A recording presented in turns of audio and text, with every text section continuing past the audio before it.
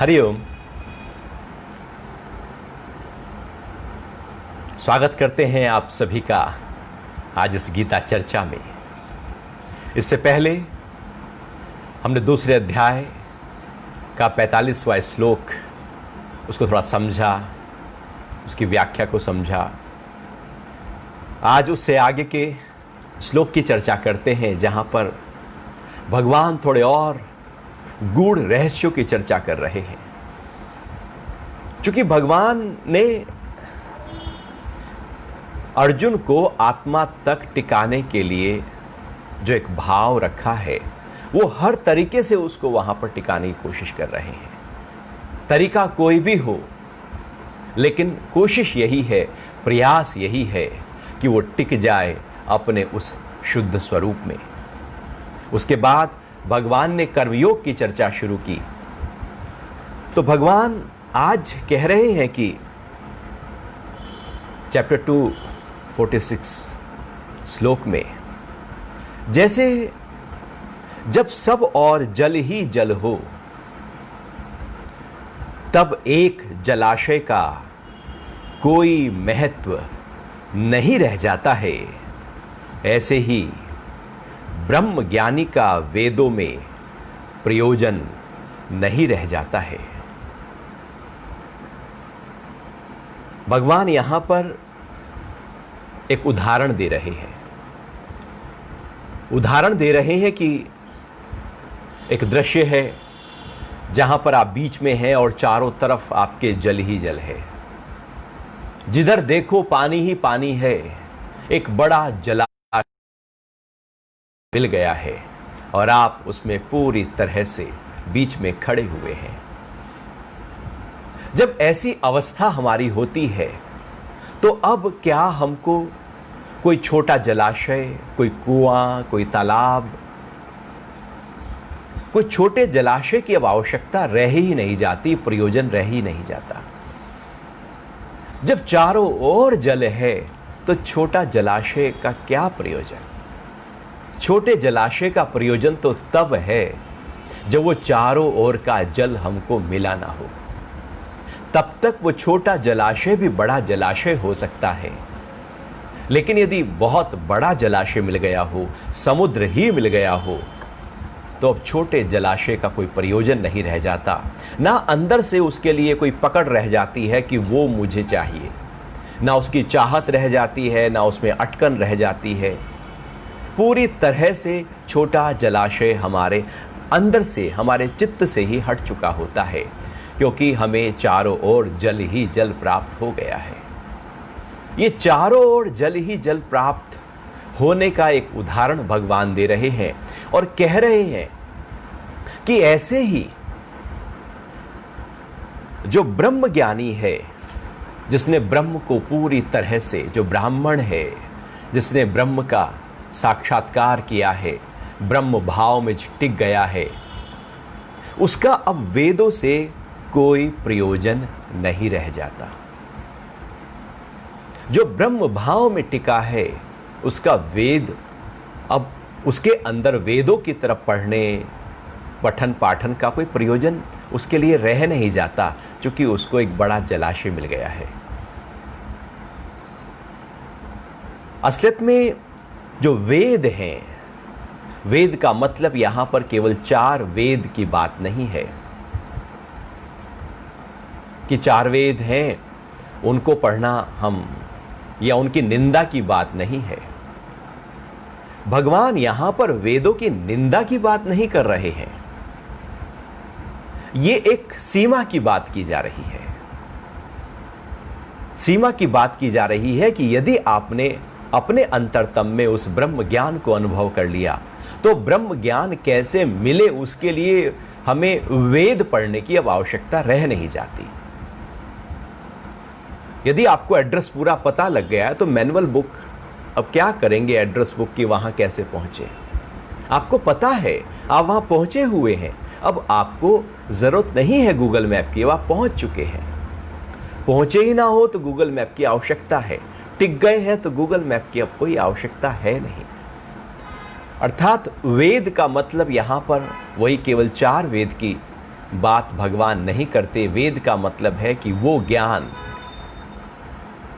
जो कानों से सुना जा रहा है, बाहर से आ रहा है, वो ज्ञान जो व्यक्त हो गया था, वो ज्ञान जो शास्त्रों में लिखा गया है, वो ज्ञान जो चर्चाओं के माध्यम से सुना जा रहा है, वो ज्ञान तब तक तो लाभकारी हो सकता है जब तक हम उस पूरे ब्रह्म भाव में टिके ना हो। लेकिन यदि ब्रह्म भाव में टिक गए हैं तो अब उसकी आवश्यकता ही नहीं है। अब किसी भी शास्त्र की आवश्यकता नहीं है। वेद का मतलब केवल वेद नहीं, उपनिषद भी उसमें आएंगे। सारे श्रुति स्मृति सभी उसके ही अंतर्गत हैं, या यूं कहें गीता भी उसके अंतर्गत है। जहां भी ब्रह्म ज्ञान की चर्चा लिखी गई है, वो सारे शास्त्र, चर्चा हो रही है, सारे शब्द वेद में आते हैं। एक ही शब्द में सब कुछ समाहित किया जाता है व्याकरण की भाषा में। तो जो बाहर के शब्द हैं वो हमें हमारा ही पता दिवाने में सहायक हो सकते हैं, लेकिन यदि आप उसमें टिक गए तो अब उस वेद की आवश्यकता आपको नहीं है, उस बाहर के ज्ञान की आवश्यकता नहीं है। ये बाहर का ज्ञान केवल शब्द इकट्ठा करना होता है। बाहर के ज्ञान में अनुभव नहीं है, सुनी सुनाई बातों में अनुभव नहीं। किसी ने मुझे ब्रह्म ज्ञान की बात कही, वो उसका अपना अनुभव है। किसी ने शास्त्र लिखे, उन ऋषि का अपना अनुभव है उस ब्रह्म ज्ञान का। उस ब्रह्म ज्ञान के अनुभव को ऋषि ने लिखा है, वो श्रुति या स्मृति बने हैं। तो अनुभव ऋषि का था। पढ़ने से मेरा वही अनुभव हो जाएगा, ऐसा नहीं हो सकता।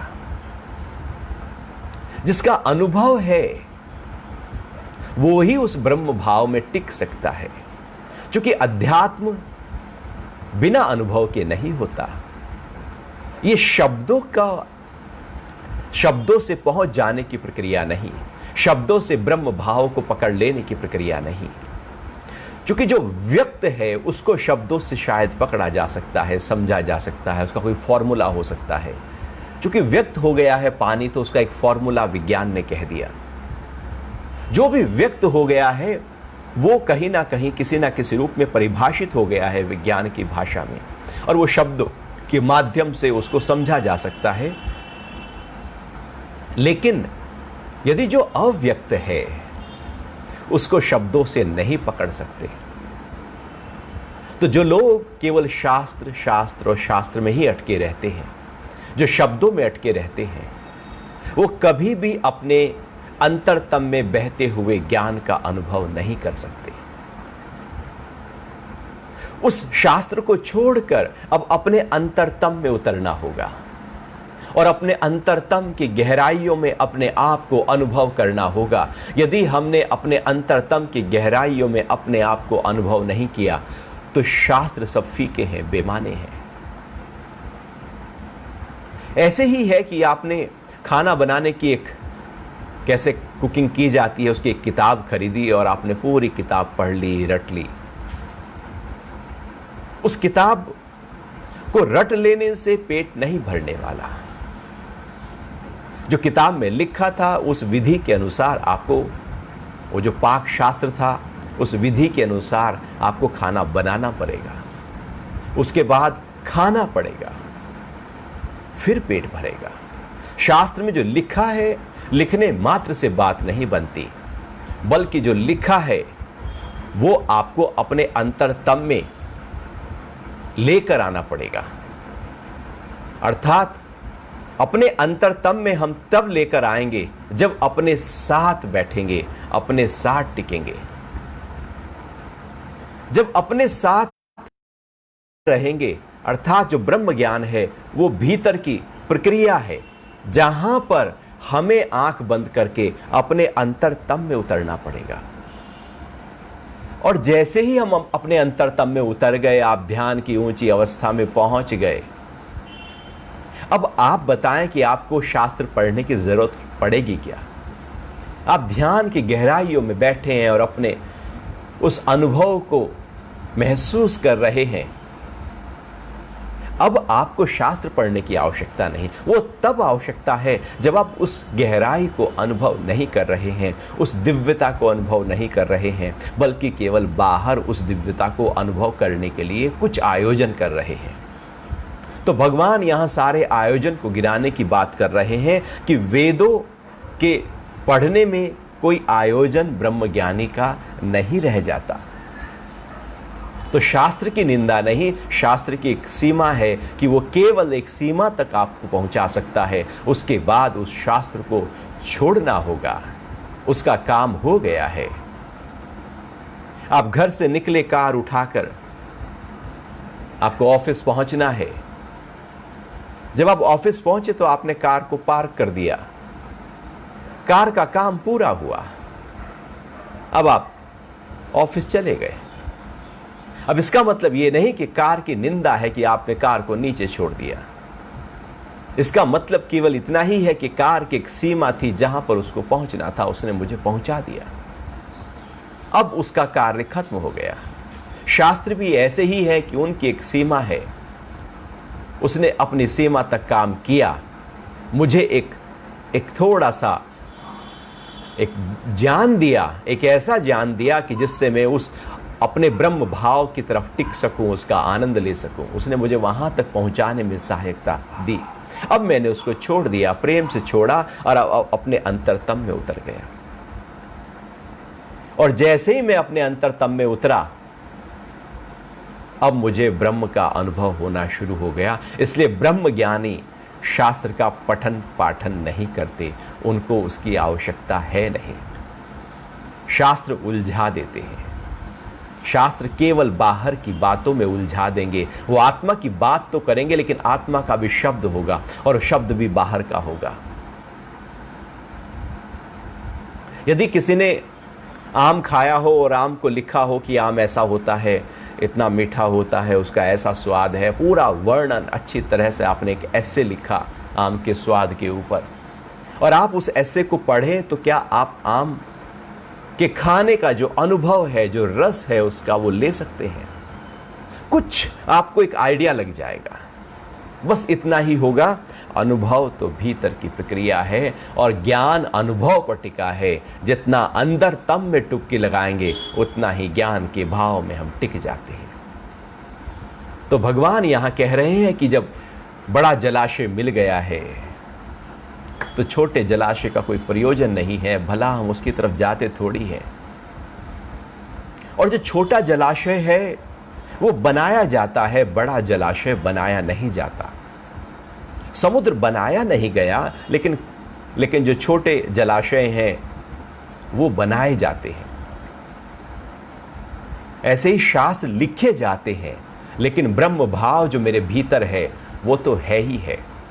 उसमें तो मैं टिका हूं, उसमें यदि मैं टिक गया, चूंकि वो एक ऐसी अद्वितीय, विराट और विशाल प्रक्रिया है, संपदा है, जो पूरे ब्रह्मांड में फैली हुई है। मैं उस बड़े जलाशय, उस दिव्यता के साथ अपने आप में जब कनेक्ट हो जाता हूं, एक हो जाता हूं, तो अब उस छोटे शास्त्रों की आवश्यकता नहीं रहती, क्योंकि वो शास्त्र किसी के द्वारा बनाए गए हैं, लिखे गए हैं। जो किसी के द्वारा लिखा गया वो मेरा अनुभव नहीं, वो उसका अनुभव है। तो भगवान उसकी बात कर रहे हैं। अब अगला जो श्लोक है 47, वो बहुत ही महत्वपूर्ण है। तेरा कर्म करने में ही अधिकार है, कर्मण्येवाधिकारस्ते मा फलेषु कदाचन। फल में नहीं, अतः तू कर्मों के फल का हेतु मत हो, तथा तेरी कर्म न करने में भी आसक्ति ना हो। पूरा कर्म योग का सिद्धांत इस श्लोक में आ जाता है, या यूं कहें कर्मयोग का आधार है यह श्लोक। यदि यह श्लोक पूरी तरह से हम जान लें, समझ लें, तो हम कर्म योग को जान सकते हैं, समझ सकते हैं और उसकी प्रैक्टिस शुरू कर सकते हैं। कर्म कैसे किया जाए उसकी बात की जा रही है, क्योंकि कर्म तो करना ही है, सब करते हैं, करना ही पड़ेगा। ऐसा कोई जीव प्राणी नहीं जो बिना कर्म के रह सके। इंद्रियां हैं तो दौड़ेंगी, मन है तो दौड़ेगा, बुद्धि है तो कुछ संशय, कुछ निर्णय लेकर आएगी, अहंकार है तो वहां पर भी कुछ ना कुछ हलचल होगी ही होगी। जब है ही है प्रकृति के ये 24 तत्व और प्रकृति परिवर्तनशील है, तो ये सब परिवर्तनशील है, इसमें हलचल लगातार हो ही रही है, क्षोभ हो ही रहा है, तो इनकी हलचल को ही कर्म कहते हैं। तो कर्म तो करना ही पड़ेगा। तो जो कर्म करना ही है वो फिर कैसे किया जाए? बिना कर्म के तो हम रह ही नहीं सकते। कर्म छोड़कर कैसे बैठोगे? जब बैठोगे तब भी कुछ कर रहे होगे। आप संडे के दिन सब कुछ काम धाम छोड़कर बैठ जाओ, हो सकता है आप शरीर के स्तर से काम ना कर रहे हो सकता है कि आप अपने इंद्रियों को भी बंद कर बैठ जाएं, लेकिन मन तो काम करना जारी रखेगा। मन के माध्यम से तो कर्म हो ही रहे होंगे, इच्छाएं तो उठ ही रही होंगी, वासनाएं तो अपना काम कर ही रही होंगी, अहंकार भी अपना काम कर रहा होगा, कहीं सूक्ष्म स्तर पर कर्म चल रहा होगा। कर्म का मतलब केवल स्थूल स्तर पर ही नहीं होता कि जो मैंने हाथ से कर लिया, शरीर से कर लिया वही कर्म है, बल्कि जो मन से कर लिया, इच्छाओं और वासनाओं से कर लिया, वो भी उतना ही कर्म है। तो भगवान कह रहे हैं कि कर्म कैसे करें। हमारा कर्म करने पर अधिकार है, उसके फल पर अधिकार हमारा है ही नहीं। यदि हम अपने आप को देखें तो हम तो काम करने से पहले उसका फल क्या होगा उसकी बात करते हैं, बात ही नहीं करते, उसका चिंतन, उसका मनन, उसकी चर्चा करते हैं, उसकी प्लानिंग करते हैं, और फिर कर्म करते हुए भी फल के बारे में ही सोचते रहते हैं। कर्म पूरा हो जाने पर भी फल की इंतजारी में बैठे रहते हैं, और फल जैसा हमने सोचा था वैसा यदि नहीं आया तो परेशान हो जाते हैं, उससे ज्यादा आ गया तो अहंकार में आ जाते हैं। तो फल हमेशा हिलाता है, और फल जब हम पूरी तरह से कर्म कर रहे होते हैं और साथ साथ फल भी चल रहा होता है, तो आप देखना कि हमारी ऊर्जा दो भागों में बट जाती है। हम खुद ही बट जाते हैं। एक हिस्सा, ऊर्जा का एक हिस्सा फल की तरफ दौड़ रहा है, एक हिस्सा कर्म में लगा हुआ है। जब फल प्रधान होता है तो कर्म कमजोर हो जाता है, और ऐसे ही हम अपने कर्मों को कमजोर कर लेते हैं। फल की चाह में, फल की इच्छा में, फल की कल्पना में हम अपने कर्मों को कमजोर किए रहते हैं। क्योंकि फल बड़ा महत्वपूर्ण हमने मान लिया है। फल का मतलब है कि जो कल मिलेगा, कर्म का मतलब है कि जो अभी होगा। जो अभी होगा उसको छोड़कर जो कल मिलेगा, यदि हम उसमें चले जाते हैं तो हम तो कल्पना में चले गए, हम तो भविष्य में चले गए, हम तो जो अभी है ही नहीं उसमें टिक गए, उसमें चले गए। अर्थात हमने वर्तमान को छोड़कर भविष्य को पकड़ लिया। जब वर्तमान हमारा कमजोर हो जाता है तो भविष्य कभी भी मजबूत हो नहीं सकता। तो मजबूत करना हो तो वर्तमान को मजबूत कर लीजिए, अभी को, आज को मजबूत कर लीजिए, आज कर्मठ हो जाइए, उसका फल अपने आप भविष्य में प्रकट हो ही जाएगा। हम फल के बारे में सोचने लगे और सोचते जाएं, ये फल हमें उलझा देगा, फंसा देगा, अटका देगा, दुखी करेगा, सुखी करेगा, कल्पनाओं में लेकर जाएगा।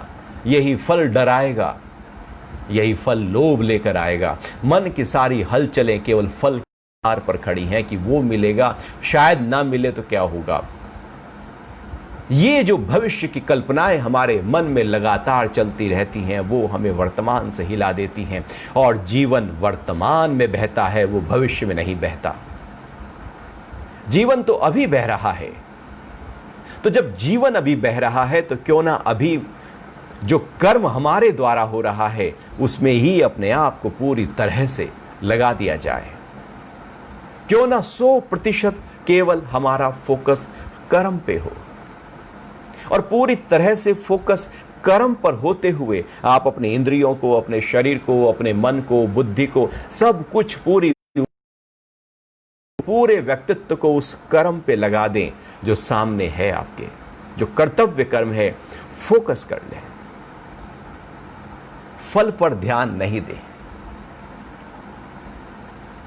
जब आप पूरी तरह से कर्म को फोकस करते हुए कर्म करेंगे तो ऐसा कोई कर्म नहीं जिसका फल नहीं होता, और जैसे कर्म होते हैं वैसे फल होते हैं। यदि कर्म बहुत सधे हुए प्लानिंग के साथ और अच्छी तरह से होते हैं, सोच समझ कर होते हैं, विवेकपूर्ण भाव से होते हैं, उत्साह, उमंग, उल्लास से होते हैं, स्फूर्ति से होते हैं, 100% देते हुए होते हैं, निश्चय से होते हैं, तो फल उसका वैसा ही प्रकट हो ही जाएगा। आप चाहो या न चाहो, ऐसा नहीं है कि आपने जिस कर्म का फल नहीं चाहा वो नहीं प्रकट होगा। ऐसा कोई कर्म नहीं जिसका फल ना हो। आप उस फल को चाहो न चाहो, कम चाहो ज्यादा चाहो, वो जैसा आना है वैसा ही प्रकट हो जाएगा। आप यदि कर्म को फोकस करोगे तो भी फल आएगा, कर्म के साथ साथ यदि फल पर ध्यान दोगे तब भी फल आएगा। फल तो आना ही है। क्यों ना कर्म को इतना मजबूत कर लो कि उससे जो फल निकले वो बहुत ऊंचा हो। और यदि देखा जाए तो हम केवल कर्म कर सकते हैं, हमारे हाथ में केवल कर्म है। फल हमारे हाथ में कैसे हो सकता है? फल हमारे हाथ में है ही नहीं, इसलिए भगवान उसके बारे में सोचने से मना कर रहे हैं। हमारे हाथ में जो है केवल उसकी बात करो। हमारे हाथ में कर्म है, आप कर्मठता से कर्म करो, लेकिन फल जो है जब वो प्रकट होगा तो उस प्रकट होने के समय बहुत सारी और कारण भी खड़े होंगे। हो सकता है हमारी डेस्टिनेशन खड़ी हो और प्रकृति भी वहां पर अपना सहयोग कर रही हो। बहुत कुछ समष्टि से, बाहर से, ब्रह्मांड, पूरी प्रकृति भी अब उस कर्म के फल को किस तरह से प्रकट करना है उसमें। यहां कर्म का और फल का संबंध ऐसे नहीं कि 2+2, कि ये कर्म किया उसका ये फल है। वो फल न जाने किस रूप में प्रकट हो सकता है छोटे रूप में प्रकट हो जाए, हो सकता है विशाल रूप में प्रकट हो जाए। वो मेरे हाथ में नहीं है, उसको मैं जान भी नहीं सकता, समझ भी नहीं सकता। कर्म को समझ सकते हैं, जान सकते हैं, कर सकते हैं, लेकिन फल को हम समझ ही नहीं सकते, क्योंकि कर्म जो है वो व्यक्ति से निकलता है और फल जो है वो बाहर प्रकृति से आता है। फल तो बाहर से आएगा, कर्म भीतर से बाहर होगा। तो जो भीतर से बाहर हो रहा है उसको पकड़ो, और जो फल बाहर पर मुझ तक, उसको पकड़ने से, उसके बारे में सोचने से केवल समय की बर्बादी होगी, केवल ऊर्जा हम खराब कर देंगे। और यदि देखा जाए तो हम केवल उसी पर ही फोकस करते रहते हैं कि अरे वो मुझे फल मिल जाए तो जीवन सुधर जाए। वो फल, अभी तो कर्म उसके लिए अच्छी तरह से हुआ ही नहीं है। जो कर्म हुआ ही नहीं है उसके बारे में, उसका फल पहले ही हम सोच लेते हैं। अब फल यदि पहले सोच लिया और ये सोचा कि शायद यदि नहीं होगा तो क्या होगा, हम बैठे बैठे दुखी हो जाते हैं।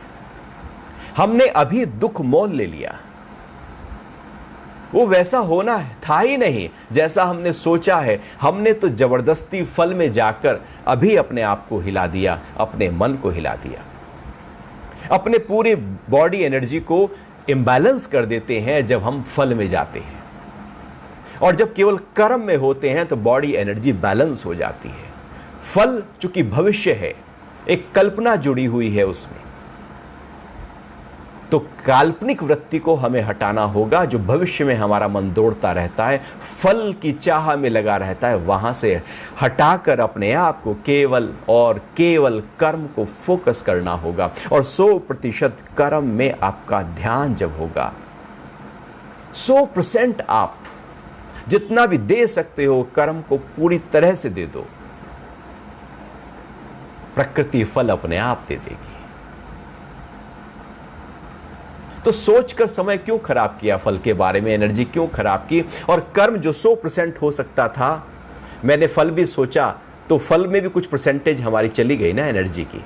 तो उतना जितना फल में गई, उतना कर्म के प्रति जो अवेयरनेस थी, जो पूर्णता थी, वो घट गई। अब कर्म तो हम खुद ही कम कर रहे हैं, चूंकि फल पर फोकस चला गया। तो कर्मों को फोकस करने की बात भगवान कह रहे हैं, और यही कर्म योग का सिद्धांत है कि कर्म करो, लगातार करो, पूरी निष्ठा से, पूरी शक्ति से, पूरे उत्साह से करो, उल्लास से करो, करना ही है। स्वास्थ्य के लिए बहुत जरूरी है, व्यवस्था के लिए बहुत जरूरी है, सामाजिक प्रणाली को सही बनाए रखने के लिए बहुत जरूरी है, और अपने आप को भी ऊंचाइयों पर ले जाने के लिए बहुत जरूरी है। फल को पहले एक बार सोच लेना कि जो कर्म किया जा रहा है वो सही है ना, उसकी दिशा सही है ना। वो विवेक जगा लेना और विवेक के माध्यम से समझ लेना कि ठीक है क्या, और समझकर अब उस फल को छोड़ देना और केवल कर्म में प्रवृत्त हो जाना। जैसे आप कार उठाकर जब निकलते हो ऑफिस के लिए, तो एक बार सोच लेते हो कि कहां जाना है, बस अब उसका एड्रेस आपने अंदर रजिस्टर कर लिया है। अब आप उस रास्ते को एंजॉय करते हुए जा रहे हो, कार की ड्राइविंग को एंजॉय करते हुए जा रहे हो, अपने आप को एंजॉय करते हुए जा रहे हो। आपने कर्म को 100% देना शुरू कर दिया। लेकिन यदि आपके मन में फल चला गया, ऑफिस पहुंचना है, लेट हो गया है, आज वहां ये काम करना है, तो मन वहां पर चला गया जो अभी घट नहीं रहा है, तो आपकी जो ड्राइविंग है वो कमजोर पड़ जाएगी। इसलिए सावधानी हटी और दुर्घटना घटी। सावधानी तब हटती है जब मन कहीं भाग जाता है, और मन के भागने की प्रक्रिया ही फल है, और मन के अभी ठहर जाने की प्रक्रिया ही कर्म है। जब पूरी तरह से हमने अपने आप को फोकस किया है, तो वही कर्म की ओर प्रवृत्त करने की प्रक्रिया है, और जब उससे हम हट जाते हैं तो फिर हम भाग जाते हैं। तो भगवान कह रहे हैं कि कर्म करने में तेरा अधिकार है, फल में नहीं है। क्योंकि फल तेरे से तो आएगा नहीं, फल तो बाहर प्रकृति से आने वाला है। उसके बहुत सारे कारण होंगे। कर्म तो हमने बहुत सोचा था कि इस साल हम ये करेंगे, वो करेंगे, इतना प्रॉफिट हो जाएगा, प्लानिंग तो बहुत की थी, लेकिन प्रकृति से कोरोना आ गया। फल तो सारे धरे के धरे रह गए ना। कर्म मेरे हाथ में है, फल मेरे हाथ में नहीं है। तो इसलिए फल से ध्यान हटाओ तो कर्म को एंजॉय कर पाओगे, नहीं तो कर्म में जो एंजॉयमेंट है, जो आपको मौज आनी चाहिए कर्म करते हुए, वो नहीं आएगी, चूंकि फल जगह है। भगवान आगे कह रहे हैं कि अतः तू कर्मों के फल का हेतु मत हो। कर्म करते हुए फल पर फोकस नहीं कर, तू कर्म पे फोकस कर, तथा तेरी कर्म न करने में भी आसक्ति ना हो। ऐसा भी नहीं है कि तू निठल्ला होके बैठ जाए कि नहीं मैं तो फल नहीं सोचूंगा, अब फल नहीं सोचूंगा तो कर्म भी क्यों करूं, तो मैंने कर्म भी छोड़ा तो मैंने फल भी छोड़ा। भगवान कह रहे कर्म पूरी तरह से निष्ठा से हो, पूरे एकदम मजबूती के साथ हो, 100% हो, सारी एनर्जी सब कुछ झोंक दे उस कर्म के प्रति, लेकिन फल को हटा दे ध्यान से। वो कर्म इतना फलवती हो जाएगा, आपने सोचा भी नहीं होगा। इतना ज़्यादा उस कर्म का वो प्रकृति हमारे सहयोग में आएगी जब वो देखेगी कि पूरी निष्ठा से हो रहा है, पूरी एकाग्रता से हो रहा है। हमारे शरीर की जो ऊर्जा है और फिर जो बाहर की ऊर्जा है, ब्रह्मांडीय ऊर्जा है, उसका एकाकार होगा और फिर कुछ फल प्रकट होगा, वो एक अनूठा होगा। क्योंकि कर्म हमने आज किया लेकिन फल कल आ जाए ऐसा नहीं हो सकता। कब आएगा ये नहीं कहा जा सकता। आएगा, वो हो सकता है उसी समय आ जाए। हो सकता है कि मैंने पानी पिया, मेरी प्यास मिटी, कर्म का फल आया, कर्म खत्म। हो सकता है कि एक कर्म ऐसा किया जिसका फल कल आया। हो सकता है 1 साल बाद आया, 5 साल बाद आया, 10 साल बाद आया, 20 साल बाद आया, और कर्म आज किया था, फल आया 20 साल बाद। तुम तो बैठे हैं 20 साल तक फल की इंतजारी में। जब तक फल नहीं आ जाएगा हम तो ताक लगाए आंख लगाए बैठे रहेंगे, तो हमने तो वो समय सारा खराब कर दिया ना। क्योंकि कर्म का फल हो सकता है इस जन्म में आए ही ना, क्या कह सकते हैं कब आए, वो तो चित्त के अंदर चला गया है। प्राण जब उभारेगा बुलबुले की तरह वो तब प्रकट हो जाएगा। तो कब प्रकट होगा वो मुझे पता नहीं, इसलिए उस पर जाना ही नहीं है। इसलिए ऐसा भी नहीं कि आपको कर्मठ नहीं होना, पूरी तरह से कर्मठ होना है। यही कर्म योग का आधार है। यदि इस आधार को हमने पकड़कर कर्म करना शुरू किया तो हम जिस भी क्षेत्र में हैं उस क्षेत्र में आगे बढ़ते चले जाएंगे। लेकिन यदि फल पकड़ के कर्म किया तो हम आगे बढ़ नहीं पाएंगे। और यही सबसे बड़ी समस्या खड़ी हो जाती है कि व्यक्ति काम तो करता है लेकिन उसको फल अनुकूल नहीं मिलता, क्योंकि उसने काम फल को ध्यान में रखते हुए किया था। क्योंकि कई बार तो फल ही 90% मन में जगने लगता है और काम ही 10% रह जाता है। वो फल जब बड़ा होने लगता है तो कृत्य छोटा होने लगता है, और जब कृत्य छोटा हो जाता है तो फल तो उस कृत्य के आधार पर ही प्रकट होने वाला था। तो भगवान इसलिए बाद में कह रहे हैं कि उस कर्म को पूरी तरह से पकड़ना, कर्म छोड़कर ना बैठ जाना। यदि कर्म छोड़कर बैठ गए तो फिर तो फल बिल्कुल नहीं आएगा।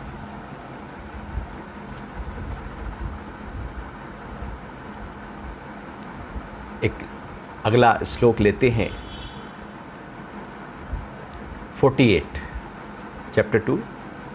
हे धनंजय, तू आसक्ति का त्याग कर, सिद्धि असिद्धि में सम होकर योग में स्थित हुआ कर्म कर। समत्व ही योग कहलाता है, समत्वम योग उच्यते। गीता में योग की 3 परिभाषाएं हैं। एक परिभाषा यही जो अभी 48 श्लोक में वर्णन की जा रही है कि समत्वम योग उच्यते। एक दूसरी परिभाषा आगे आएगी, योगः कर्मसु कौशलम, कि कर्मों की कुशलता ही योग है। एक तीसरी परिभाषा भी आगे आएगी, तम विद्यात दुख संयोग वियोग योग संजितम, कि दुख रूपी संसार से वियोग का नाम योग है। तो यहां पर जो भगवान कह रहे हैं वो कह रहे हैं कि तू आसक्ति का त्याग कर और सिद्धि और असिद्धि में सम होकर योग में स्थित हो जा। सिद्धि और असिद्धि में सम होना है। एक ही सिद्धि और असिद्धि कहते ही सब कुछ इसमें सिमट गया। जब किसी भी कार्य में सफलता, सिद्धि मतलब सफलता, असिद्धि मतलब असफलता, सफलता होती है तो सुख पैदा होता है। जब सफलता होती है तो लाभ मिलता है, प्रॉफिट आता है, सफलता के बाद ही आएगा। जब सफलता होती है तो मान सम्मान होता है, और जब सफलता होती है तो विजय प्राप्त होती है, जय होती है। तो एक ही सिद्धि में ही वो जो सुख है, मान है, लाभ है, जय है, वहां पर इकट्ठा हो गई। तो सफलता और असफलता, असफलता हमको बहुत हिलाती है कि पता नहीं सफल होऊंगा भी या नहीं। ये जो असफलता का डर है, ये आज तो बचपन से ही बच्चों को हिलाने लगता है कि पता नहीं मैं जो चाहता हूं वो बनूंगा या नहीं बनूंगा। ये डर ही हमारे अंदर पूरी तरह से हमारे जो ऊंची स्थिति हमारी हो सकती है वहां तक पहुंचने नहीं देता। असफलता का डर जीवन में बहुत बड़ा होता है, और उस असफलता की हमने तैयारी की ही नहीं होती। यदि हम देखें, बच्चों को भी देखें, तो हमने केवल तैयारी कराई है सफलता की, सिद्धि की, असफलता की नहीं कराई। लेकिन भगवान कह रहे हैं कि तू सिद्धि और असिद्धि में एक हो जा। जब सिद्धि प्रकट हो, सफलता प्रकट हो, लाभ हो, जय हो, मान हो, तब भी तेरे अंदर वही भाव हो जो अपमान में हो, जो नुकसान में हो। वही भाव होना चाहिए जो दुख में हो, वही सुख में हो। दोनों में जब एक भाव प्रकट होने लगे, सफलता और असफलता जब हमारे लिए दोनों एक हो जाएं, अर्थात समता का भाव अंदर प्रकट हो जाए, सम हो जाएं हम, एकदम बैलेंस में आ जाएं, संतुलित हो जाएं, या यूं कहें बीच में टिक जाएं। हम बीच में टिक जाएं, जैसे तराजू के दो पलड़े हैं और बीच में एक कांटा है, डंडी है। वो डंडी पर पूरी तरह से बीच में, केवल बीच में, वो जो डंडी हिलती है उस पे नहीं, बल्कि डंडी जिसके आधार पर है, साइड में बिल्कुल सेंटर पे आप उसमें आ जाए। जैसे सिद्धि और असिद्धि के बीच में हाइफन लगाया जाता है। व्याकरण में दोनों शब्दों को जोड़ा जाता है। ये दो शब्द अलग नहीं, जुड़े हुए हैं, बीच में हाइफन है। ये जो समास है बीच में यही आना है, यही टिक जाना है। ऐसे खड़े हो जाओ जहां पर सिद्धि में भी ना हो, असिद्धि में ना हो, ना इस पलड़े की तरफ हमारा रुझान हो, ना इस पलड़े की तरफ रुझान हो। चाहे ये पलड़ा ऊंचा हो या ये ऊंचा नीचा हो, मुझे उस पर ध्यान ही नहीं है, मैं तो बीच में खड़ा हूं। वो जो बीच में आने की प्रक्रिया, वही समता है। और वही समता जो है लेफ्ट ब्रेन और राइट ब्रेन अर्थात बीच में सुषुम्ना में आने की प्रक्रिया है। ईड़ा नाड़ी और पिंगला नाड़ी नहीं, बल्कि पूरी तरह से मध्य में आ जाएं। और जैसे ही हम मध्य में आते हैं, हमारी सुषुम्ना पूरी तरह से एकदम प्राण से भर जाती है, ऊर्जा से भर जाती है। यह समता मतलब पूरी तरह से हर स्तर पर समता हो।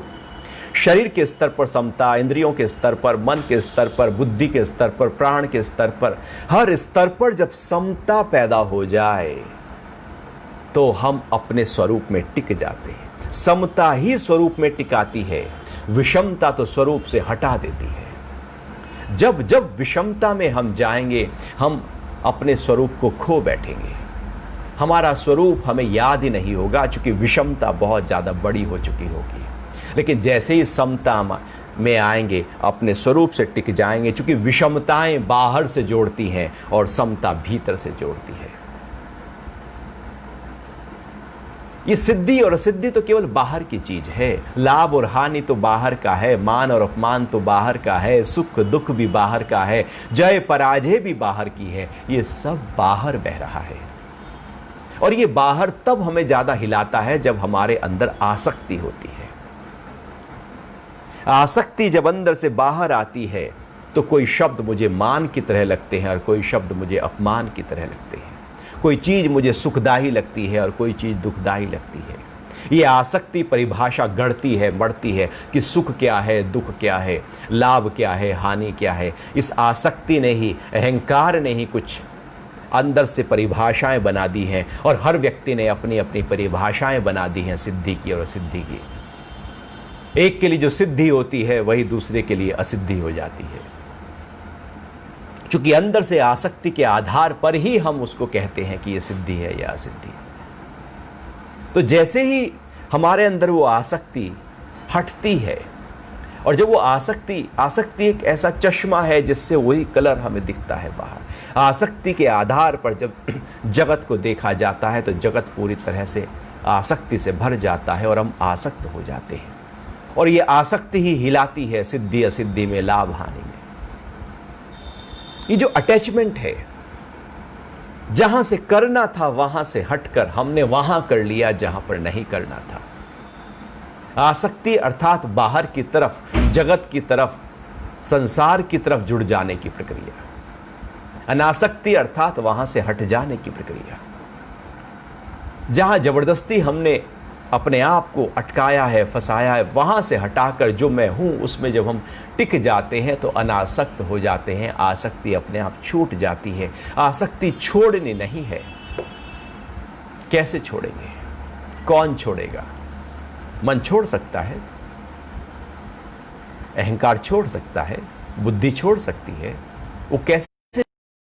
खुद ही जो आसक्त है वो कैसे आसक्ति का त्याग कर सकता है? आसक्ति छोड़ी जा ही नहीं सकती। हम अनासक्त भाव में आ सकते हैं। आत्म भाव में आते ही अनासक्त हो जाते हैं। आसक्ति खुद ब खुद वहां से डिसॉल्व हो जाती है। आसक्ति रहती ही नहीं है। तो जब आसक्ति नहीं रहती अर्थात अनासक्त हो जाते हैं, तब सिद्धि और असिद्धि हमारे लिए एक हो जाती है। हम चूंकि सम में आ गए, समता के भाव में आ गए, और जैसे ही हम समता के भाव में प्रकट हुए वही स्थिति योग की है। योग और कुछ नहीं, अपने ही स्वरूप में टिक जाने का नाम योग है। जुड़ जाने का नाम योग है। ऊर्जा को अंतरतम में बहाने का नाम योग है। शक्ति का शिव से एकाकार करा देने का नाम योग है। आत्म साक्षात्कार कर लेने का नाम योग है।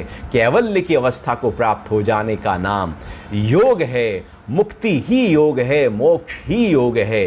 अर्थात मैं जो हूं उस भाव में जब मैं टिक जाता हूं वही योग है। योग मात्र कुछ आसन कर लेने का नाम नहीं, कुछ प्राणायाम, कुछ मुद्राओं का अभ्यास कर लेने का नाम नहीं, बल्कि ये आसन, ये प्राणायाम, ये मुद्राएं तो केवल मुझे उस योग तक पहुंचाने में सहायक हो रही हैं। जो मैं हूं वही योग है। भगवान उसी योग की बात कर रहे हैं कि वो योग की अवस्था प्राप्त कैसे हो। अनासक्त होना होगा और समभाव में टिक जाना होगा। अनासक्त होते ही समभाव में आ ही जाएंगे और समभाव में आते ही अनासक्त हो ही जाएंगे। एक को पकड़ ले दूसरा खुद ब खुद प्रकट हो जाएगा। लेकिन यदि आसक्ति को पकड़ा है तो फिर सिद्धि और असिद्धि हिलाएगी, रुलाएगी, फंसाएगी, अटकाएगी। तो सिद्धि और असिद्धि में सम होने की प्रक्रिया यदि हमने सीख ली, बाहर जो भी घटे दुनिया में, मेरे साथ जो भी घट रहा है, थोड़ा कोशिश तो करें अपने आप को एक करने की, कोशिश तो करें अपने साथ जुड़ जाने की, कोशिश तो करें उस समय अपने स्वरूप में टिक जाने की। भले अच्छा घट रहा हो या बुरा घट रहा हो, सफलताएं आपके सामने खड़ी हो, कदम चूम रही हो, हर कर्म आपको सफल करता जा रहा हो, तब भी आप अपने उस अवस्था को पकड़ कर रखना। और हर कर्म आपको असफल कर रहा हो, वो सफलताएं आपके पास आ ही ना रही हो, असफल ही आप होते जा रहे हो, तब भी आप अपनी उसी अवस्था को पकड़ कर रखना। आपकी अवस्था हिलनी नहीं चाहिए, एक जैसी रहे, अर्थात मुस्कुराहट हिलनी नहीं चाहिए। वो दीपक की लो कम ज्यादा नहीं होनी चाहिए। बाहर की हवाओं के थपोड़ों के कारण से उसमें हलचल पैदा ना हो। ऐसी दीपक की लो हो, ऐसी एक शील्ड तैयार हो जाए, जैसे कांच के ग्लास में हम दीपक को जलाते हैं तो बाहर की हवाओं का असर उस पर नहीं होता। ऐसे ही जब हम अनासक्त भाव में टिक जाते हैं, समभाव में आ जाते हैं, तो फिर हमारी जो लो है, जो दीपक है, वो हिलता नहीं है, बाहर की सिद्धि हो या असिद्धि। ये जो असिद्धि और सिद्धि है, जीवन इसी में बीत जाता है। पूरा जीवन इसी में ही बीता जा रहा है। हम सफलताएं पाने की कोशिश करते रहते हैं और कभी असफलता मिलती है, कभी सफलता मिलती है, फिर सफलता। ये सफलता की दौड़ हमको असफलताएं दे रही है। जीत की दौड़ ही हार देती है, मान की दौड़ ही अपमान कराती है, लाभ की दौड़ ही हानि कराती है। यदि मान ही नहीं चाहिए तो अपमान नहीं हो सकता, लाभ नहीं चाहिए तो हानि नहीं हो सकती, सुख नहीं चाहिए तो दुख नहीं हो सकता, सिद्धि नहीं चाहिए तो असिद्धि क्या बिगाड़ लेगी। आप दोनों ही में ही सम हो गए हो, दोनों से ऊपर उठ गए हो। यही स्थिति योग की है। समत्वम योग उच्यते। तो भगवान कह रहे हैं कि हे धनंजय, तू आसक्ति का त्याग कर और सिद्धि असिद्धि में सम होकर योग में स्थित हुआ कर्म कर। अर्थात समभाव में ही कर्म करना है।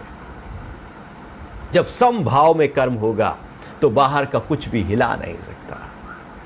समत्व ही योग कहलाता है। योग मतलब बस मुक्ति की अवस्था, टिक गए अपने आप में।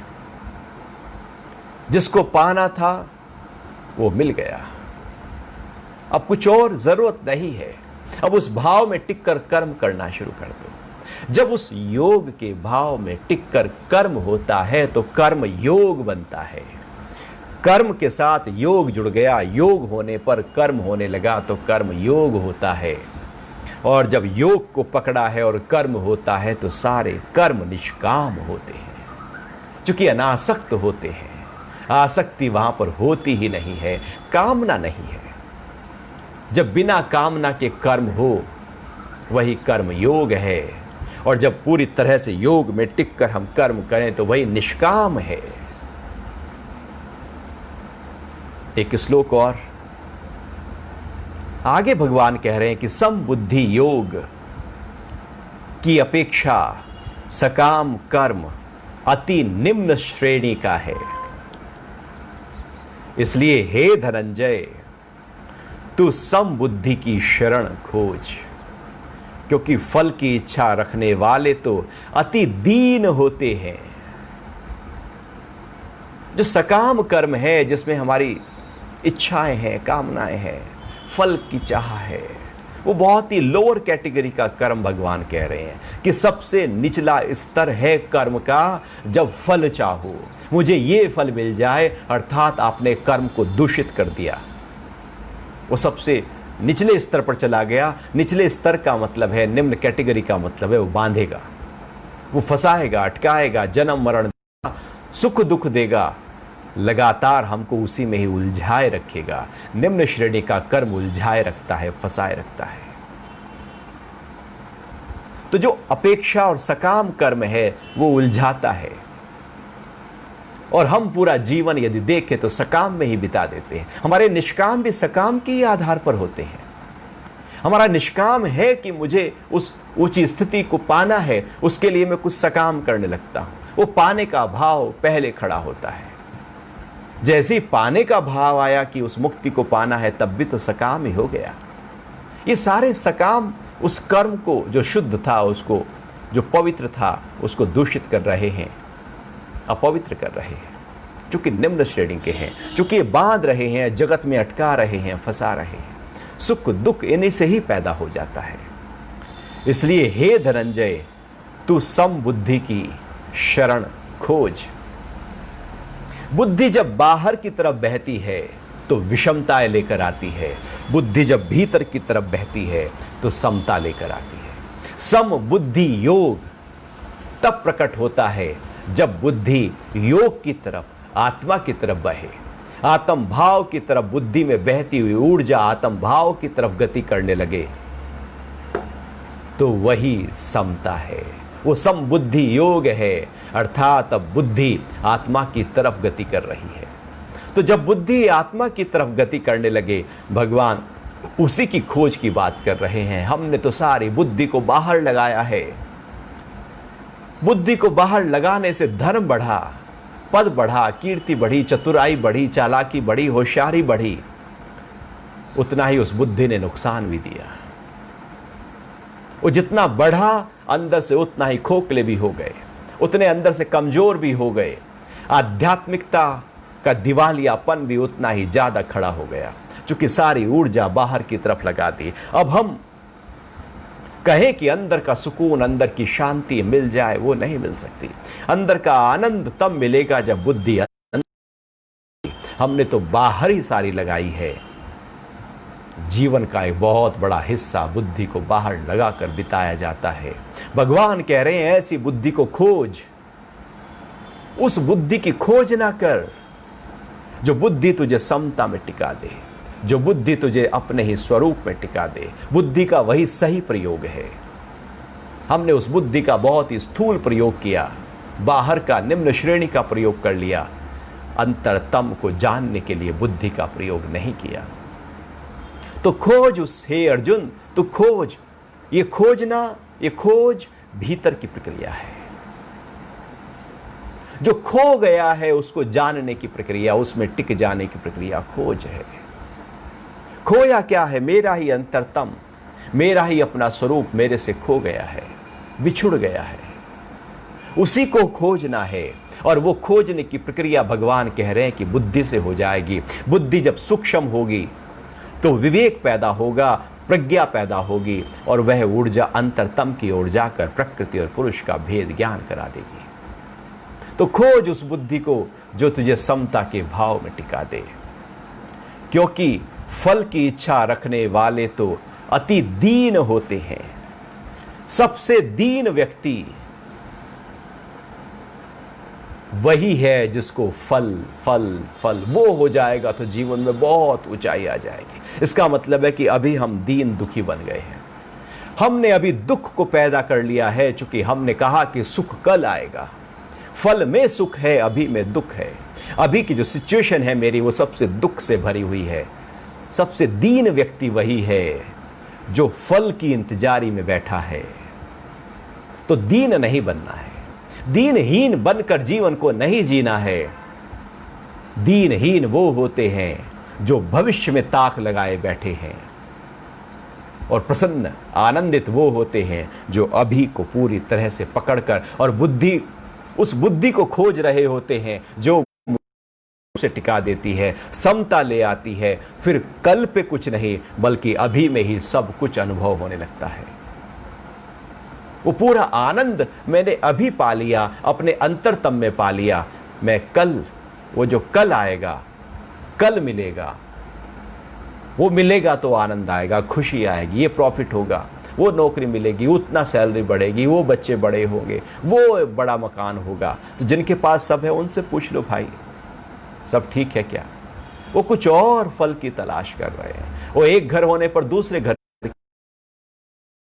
तीसरे की तलाश कर रहे हैं। कार नहीं है जिनके पास, तो कार आ गई, जिनके पास कार है वो बड़ी कार की तलाश में लगे हैं। वो आगे की दौड़ ऐसी जगी है कि कभी खत्म होती ही नहीं है।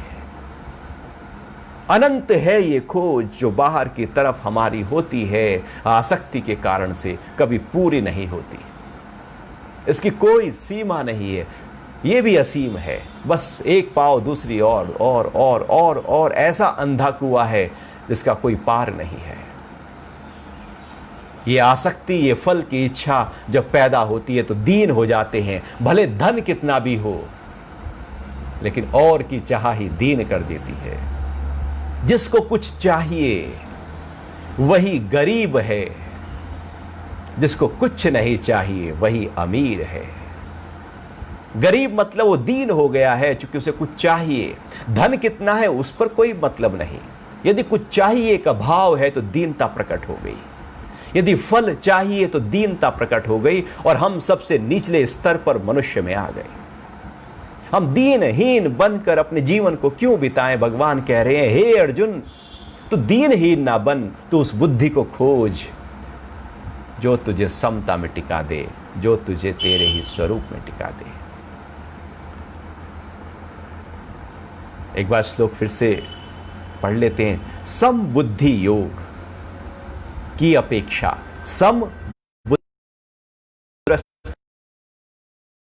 लाया है भगवान ने यहां पर, सम बुद्धि और योग। योग अर्थात मेरी स्थिति, वहां तक पहुंचने के लिए प्रक्रिया तब होगी जब मेरे अंदर जो बुद्धि है उसमें समता पैदा हो जाएगी। और समता जैसे ही बुद्धि में आएगी, बुद्धि अंदर की ओर यात्रा शुरू कर देगी, अंतर्मुखी हो जाएगी। विषमता जब बुद्धि में आएगी तो बुद्धि बाहर की तरफ दौड़ेगी, और बुद्धि में समता आते ही वो अंदर की तरफ दौड़ेगी। फिर बाहर से हम अनासक्त हो जाएंगे, बाहर की तरफ आसक्ति नहीं होगी, और बाहर की कोई चीज मुझे हिला ही नहीं सकती। सम बुद्धि योग की अपेक्षा सकाम कर्म अति निम्न श्रेणी का है। इसलिए हे धनंजय, तू सम बुद्धि की शरण खोज, क्योंकि फल की इच्छा रखने वाले तो अति दीन होते हैं। अगला श्लोक अगली बार लेते हैं, और अगली बार जो अगला श्लोक है वहां पर भगवान एक और परिभाषा की बात कर रहे हैं। योगः कर्मसु कौशलम बात कर सकते हैं।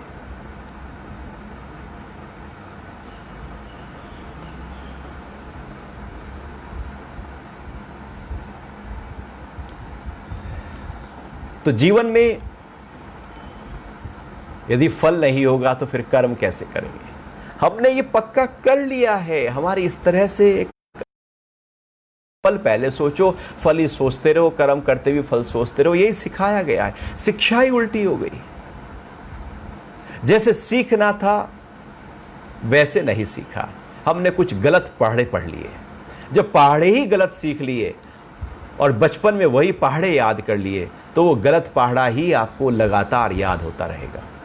आप संस्कृत के कोई श्लोक को गलत याद कर लो, आप जब भी, और उसे रट लो, और आप जब भी बोलोगे गलत ही बोलोगे, क्योंकि वो रट गया है। गलत तरीके से वो जो सिखा दिया गया है वो कभी भूलता नहीं है। वो पक्का हो जाता है, इतना पक्का हो जाता है जैसे कि वो संगीतकार के बाहर उसने तख्ती लगाई ही थी।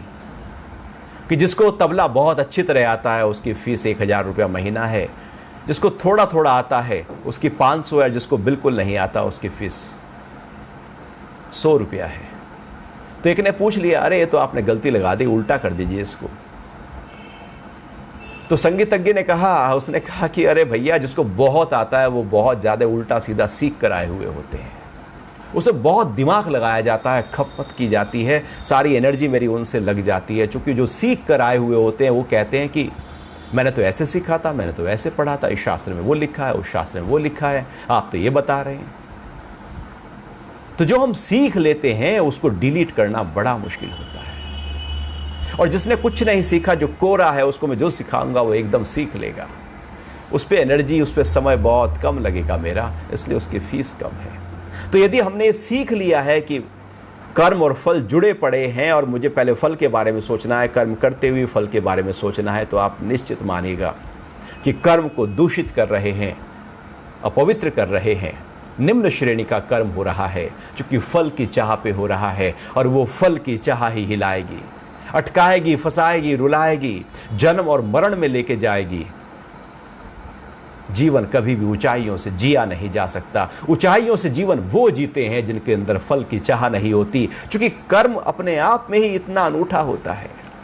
आप कर्म करो, पूरी तरह से लीन होकर कर्म करो, वो कर्म ही आपको खुशी देगा, आनंद देगा, प्रसन्नता देगा, उल्लास दे देगा। वो कर्म, फल अपना आप उसने दे दिया, और फल क्यों चाहिए हमको?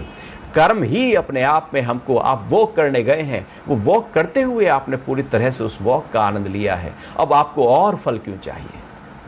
वो कर्म ही, हर कर्म आपको फल दे रहा है, अनुभूति दे रहा है, आनंद दे रहा है, खुशी दे रहा है, ऊर्जा दे रहा है, एकाग्रता दे रहा है, कुछ सिखा रहा है, बहुत कुछ वो कर्म कर तो रहा है।